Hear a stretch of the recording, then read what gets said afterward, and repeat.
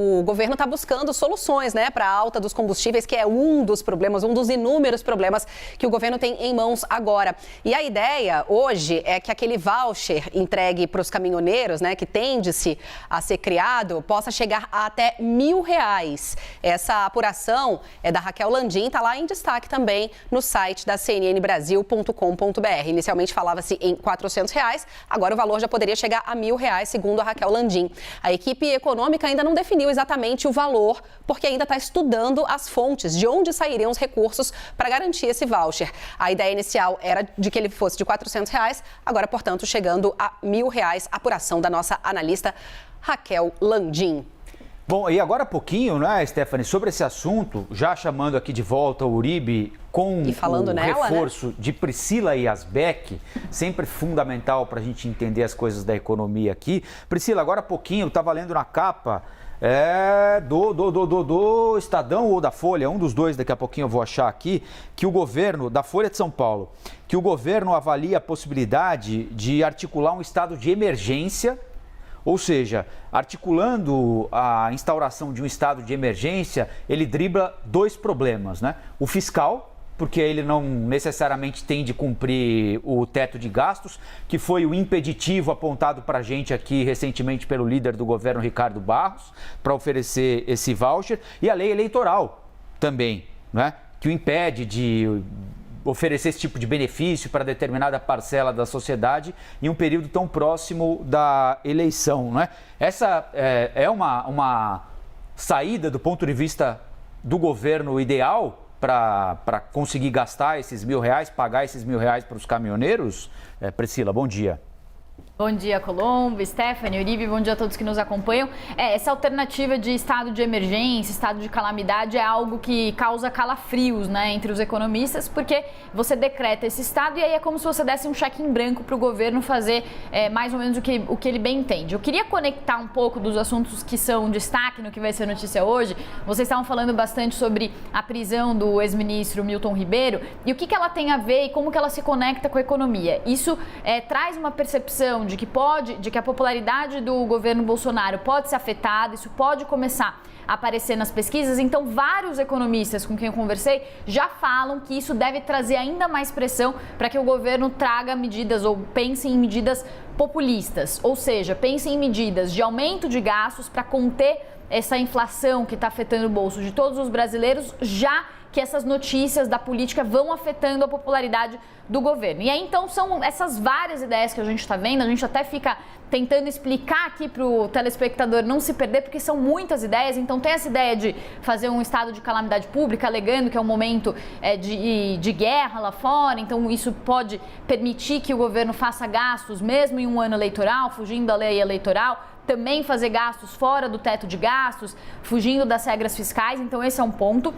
Mas quais são os outros dois pontos que eu queria destacar? Um é o que a gente já viu aqui, a Stephanie adiantou antes, que é a apuração do Caio Junqueira, que o governo está avaliando, inclusive, desistir da PEC dos combustíveis para fazer, então, um auxílio emergencial de R$200 a um custo de 27 bilhões de reais, mas ainda não está descartada por completa a PEC dos combustíveis. Eu queria mostrar para vocês qual que é a estimativa de gastos que é feita com essa PEC. Então, os economistas já começam a fazer cálculos. Esse aí é do Gabriel Barros da Rio Asset. Ele mostra que a PEC, aquelas ideias originais, elas previam compensação para estados, isenção de tributos federais, o que daria ali um gasto de cerca de 50 bi.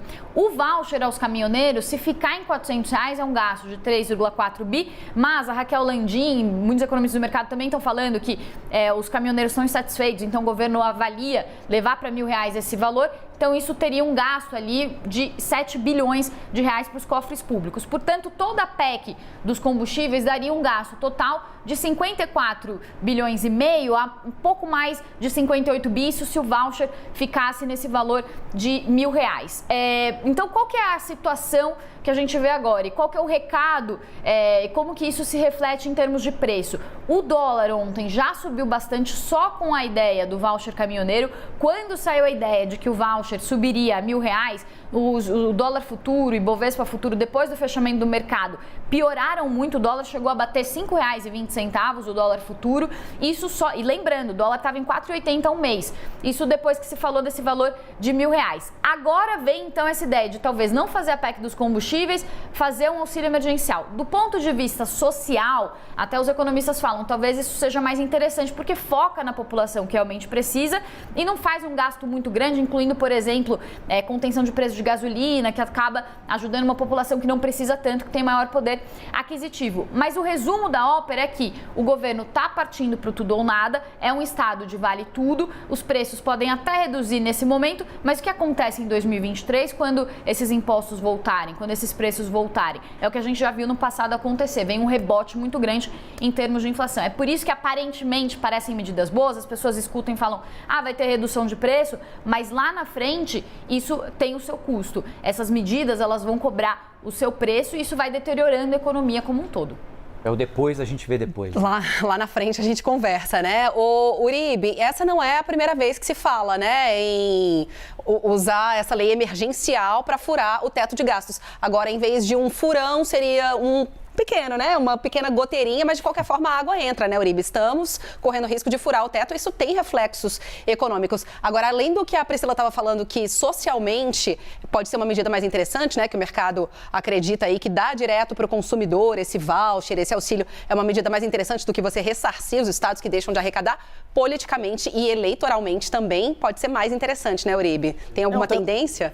É um teto de palha, né, Stephanie? Já não é mais um teto de gastos. A quantidade de furos que foram feitos na PEC dos precatórios, abriu-se espaço para o Auxílio Brasil. O próprio Auxílio Brasil surgiu de um grande furo no teto de gastos. O que a gente tem visto, na verdade, é uma espera do Congresso Nacional e do Palácio Planalto por uma avaliação da Advocacia Geral da União. É ela que vai dizer, e ela está estudando, se essas medidas, alguma delas pode esbarrar na lei eleitoral. Se não esbarrar na eleitoral, volta-se para o plano inicial. Qual é o plano inicial? A questão de você colocar um destaque na PEC dos combustíveis e nesse destaque você tenha um voucher caminhoneiro no valor de R$100 a R$400 e também um auxílio a motoristas de Uber e de táxi. Era um destaque que já estava na discussão do PLP 18, que falava sobre o teto de 17% do ICMS, mas ele caiu no Senado Federal, então ele poderia voltar a essa PEC. Caso a criação desses benefícios esbarre na lei eleitoral, aí a alternativa é o que a Priscila Yasbeck bem ressaltou: estado emergencial, estado de calamidade. Em entrevista à CNN Brasil, tanto Arthur Lira, presidente da Câmara dos Deputados, como Ciro Nogueira, que é ministro da Casa Civil, eles não descartaram essa possibilidade. Disseram que é a última possibilidade que o governo federal pode recorrer, mas que era a última possibilidade e o governo federal pode recorrer. Nesse caso, criando-se então esse estado emergencial, você permite então a farra dos gastos públicos. E aí você não respeita o teto e você dá esse auxílio à população. É uma medida extremamente eleitoreira e a Priscila Yasbeck bem ressaltou. Acaba sendo um perigo e um problema e um abacaxi para que o próximo presidente descasque. Seja o presidente Jair Bolsonaro na reeleição, seja um outro presidente de plantão. E a gente lembra muito do cenário de 2014, quando o governo federal segurou os preços em relação à energia elétrica e a bomba explodiu em 2015. Foi um dos fatores que levou, inclusive, ao impeachment da ex-presidente Dilma Rousseff. Então, há vários fatores envolvidos. O governo federal está muito preocupado. O Molica bem ressaltou a questão do Datafolha, que deve ser divulgado hoje ainda, que pegou esse período em relação aos pastores. Então, toda vez que tem uma crise no governo federal, você tem este comportamento do governo de ocasião. Eles sempre criam alguma possibilidade para tentar recuperar a popularidade. E essa queda de popularidade acaba esbarrando também nos princípios básicos de higiene e também de cumprimento das leis fiscais que deveriam ser obedecidas, mas em ano eleitoral sempre o governador, o presidente de plantão, acaba rasgando e esquecendo desses princípios básicos da economia.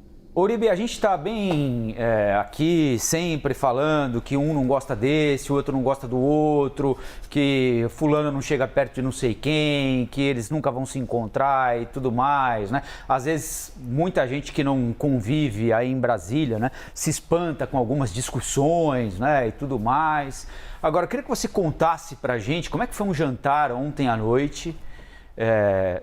Aliás, do ponto de vista institucional, eu estava ouvindo essa notícia vindo para cá hoje de manhã no rádio e confesso que me causou alguma estranheza, né? Porque independentemente dos nomes, não vou aqui fulanizar a discussão, mas o presidente da Câmara oferecer um jantar para um ministro do Supremo, que ali adiante pode julgar alguma coisa que signifique o interesse qualquer do presidente da Câmara.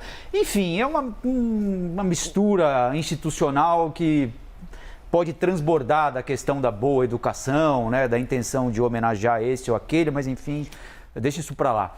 20 anos do ministro Gilmar Mendes no Supremo Tribunal Federal e ele reuniu ali... Você diria que foi, como a Legião Urbana cantou, uma festa estranha com gente esquisita? Teve farofa no cardápio, né, Uribe? Teve de tudo, como Stephanie e Priscila. Teve, então, foi uma festa, uma comemoração aos 20 anos do ministro Gilmar Mendes, do Supremo Tribunal Federal, promovida por Arthur Lira, presidente da Câmara dos Deputados, na residência oficial, então, da Câmara dos Deputados. Teve a presença de ministros do Supremo Tribunal Federal, deputados de oposição e governistas e o presidente Jair Bolsonaro. O que me disseram desse jantar é que Gilmar Mendes fez um discurso em defesa da democracia durante ele, disse que cabe à política ser exercida por políticos e defendeu a ordem institucional, a ordem democrática, na presença do presidente Jair Bolsonaro, que tem feito muitas críticas a integrantes do Supremo Tribunal Federal. Alexandre de Moraes, considerado o algoz do presidente Jair Bolsonaro, também estava neste convescote. Não me confirmaram se houve um cumprimento ou não de ambos, mas os dois estavam no mesmo ambiente. Ricardo Lewandowski, ministro do Supremo Tribunal Federal, também fez um discurso em favor da democracia e em respeito a Gilmar Mendes. A gente tem que entender um pouco, e eu lembro sempre um episódio que aconteceu comigo, houve quando eu estava cobrindo o governo Dilma Rousseff, um bate-boca no plenário da Câmara dos Deputados. E aí você tinha um integrante da oposição e um integrante do governo que chegaram quase às vias de fato. Depois eu fui ao Piantella, que é um restaurante que fechou aqui em Brasília, que era um restaurante onde todos os políticos iam. E ao entrar no restaurante, eu olhei para uma mesa ao lado e estavam esses mesmos deputados que estavam brigando em plenário, abraçados, bebendo uma garrafa de vinho. Então, uma coisa é o que é dito publicamente para a plateia, outra coisa é o que é feito nos bastidores. É isso. Gustavo Uribe, ele ficou até tarde ontem checando informações sobre esse jantar, o que comprometeu, inclusive, a estruturação do topete dele, que hoje está um pouco mais murcho do que de hábito. Mas é que você chegou em cima da hora, tarde, agora a gente vai te dar um tempo para você dar um jeito nisso. Pode deixar, tá bom? Vou arrumar aqui. Valeu, tá faltando Uribe. Um pouco de laque também, acabou aqui. Passa aí que resolve, segura tudinho. Valeu. Muito breaking news pro Uribe. Ontem muita coisa, nossa ficou ao vivo aí muito tempo, Não, acorda cedo, fica até tarde acompanhando o jantar também, né, Uribe? Tá moleza, não. Obrigada, Uribe. Obrigada, Priscila. Já já a gente volta a conversar.